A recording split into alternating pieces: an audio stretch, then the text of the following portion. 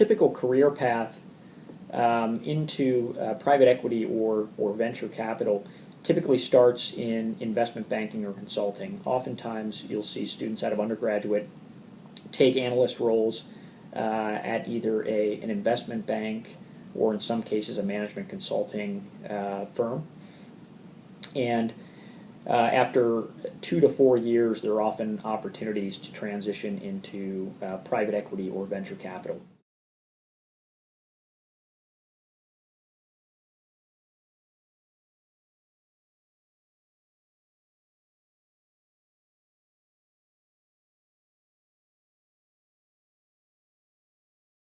The average starting salary for somebody in the investment banking or consulting world tends to be somewhere between $50,000 and $80,000, depending on the size of the firm, the reputation of the firm, and depending on their particular views on how to compensate junior level analysts. On top of that, most firms tend to offer performance-based bonuses, which can tack on, depending on the firm, anywhere from $30,000 to $70,000 in some cases. So certainly in the grand scheme of things, and if you look across professions, both investment banking and consulting tend to be at the higher end of the range in terms of the compensation potential out of school. I started in the morning at 7 o'clock. And spent the early part of my morning while I was eating my cereal, reading a pitch book on a new investment opportunity that was presented to us in the education industry. I then spent probably about a half hour at 8 o'clock polishing off a financial analysis that I was working on for a deal that we're pursuing right now. And then shortly thereafter, I had a call with an investment banker on another deal that we're working on in the facilities management space.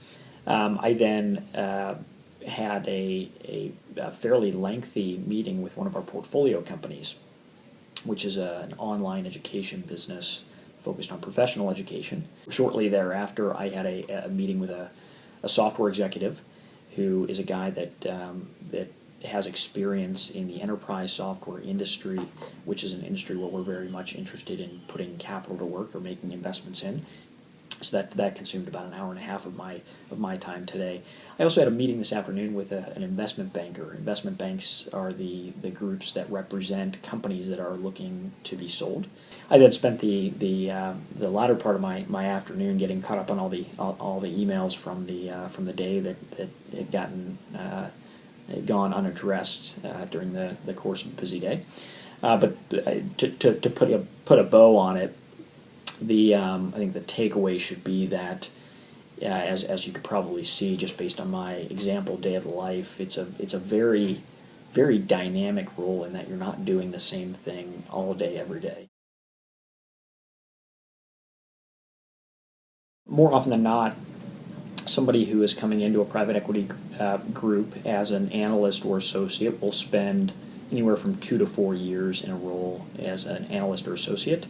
And within that role, your time is spent supporting the deal teams, the deal execution teams on completing transactions. After a couple of years as an analyst or associate, the typical next step is getting promoted to a vice president, which is similar in nature in that you are supporting the senior-most folks on a transaction. Typically, after a couple of years as a vice president, there's the chance to get promoted into a principal role. A principal is basically similar in the functions and expectations of the role as a vice president, but with each incremental step up the ladder, you're taking on more and more of a leadership role in a deal process. So the principal may be the guy who's out in front negotiating with the seller of the business, whereas the vice president is serving in more of a support role. The highest rung of the ladder in a private equity firm is the partner level, where you are fully participating in the equity or in the carry in the fund. And in the partner role, in most cases, in most firms, you're seeing the partners take the lead role on transactions.